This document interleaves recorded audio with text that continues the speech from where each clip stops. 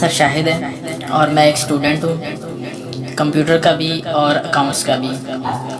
میں حال ہی میں یوں سمجھیے کہ قرآن پاک کی طرف رجوع کیا میں نے اور اس کو سمجھنے کی کوشش کر رہا ہوں، لیکن ایک عجیب سی بات یہ آ رہی ہے کہ اتنا زیادہ میٹر موجود ہے قرآن پاک کو سمجھنے کے لیے بھی کہ اس کے کوئی بنیادی اصول سمجھ میں نہیں آ رہے ہیں کہ انڈرسٹینڈنگ اس کو کیسے کرنی چاہیے، سٹیپ وائز کس طرح اس کو سمجھنا چاہیے، آیا کہ ناظرہ اس کو کرنا چاہیے، احادیث سے اس کو سمجھنا چاہیے یا کیسے؟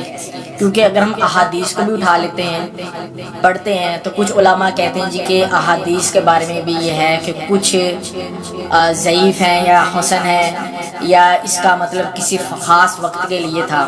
تو ایک عجیب سا مطلب کہ ذہن کے اندر ایک وہ تلاطم ہو جاتا ہے کہ آدمی کرے کیا کرے، کس طریقے سے اس کو مطلب کہ انڈرسٹینڈ کرنے کی کوشش کرے کہ وہ ایک سیدھی راہ کے اوپر آ جائے کہ اسے قرآن پاک کی بنیادی جو تعلیمات ہیں ان کے اوپر چل کے کم لیکن کامل علم کو حاصل کر سکے۔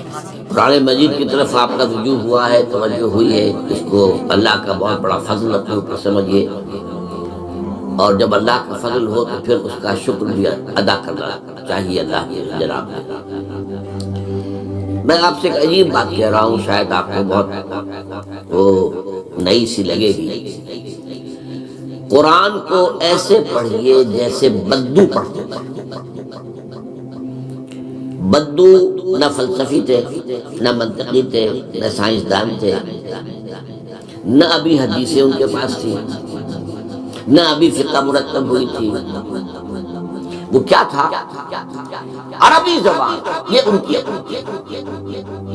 تو شرط اول جو ہے قرآن مجید کو سمجھنے کے لیے وہ عربی زبان کا صرف و نحو صحیح جاننا یہ تھا۔ پھر قرآن کے متن ہی کو اصل سمجھیے۔ البتہ یہ ہے کہ اس کو آپ سمجھیں کہ یہ پہلا مرحلہ ہے قرآن پر غور کا، قرآن پر فکر کا، قرآن پر سوچ کا۔ اس کے بعد اگلے مراحل بھی آئیں گے۔ اسی قرآن سے پھر قوانین جو ہے وہ اخذ ہونے ہیں۔ اچھا، اس میں بعض واقعات ایسے ہیں کہ جو ایک تاریخی حیثیت رکھتے ہیں۔ اب ان میں اس واقعے کے ضمن میں تفصیل میں کہیں کوئی اختلاف ہو گیا تو کوئی حج واقع نہیں ہوتا۔ ابھی میں مثال دیا کرتا ہوں کہ میں چند جملے ابھی آپ کے سامنے یہاں ادا کروں اور پھر 10 منٹ کے بعد پوچھا جائے آپ سے تو ہر شخص جو ہے اس کو کہے گا، وہ جواب جو میرا دے گا وہ مختلف ہوگا، اس میں اس کی اپنی بات بھی شامل ہو جائے گی۔ اور سوچ میری بات سنتے ہوئے بھی جو اس کا سبجیکٹو مائنڈ ہے وہ اس کے اندر اس وقت حاضر ہوگا، وہ اسے اس کوئی نہ کوئی نتیجہ از خود اپنے اس سبجیکٹو مائنڈ کے حوالے سے حاصل کرے گا، وہ بیان کرے گا۔ تو ان چیزوں میں احادیث میں اگر کوئی اختلاف بھی ہو جائے تو اس میں پریشان ہونے کی ضرورت نہیں۔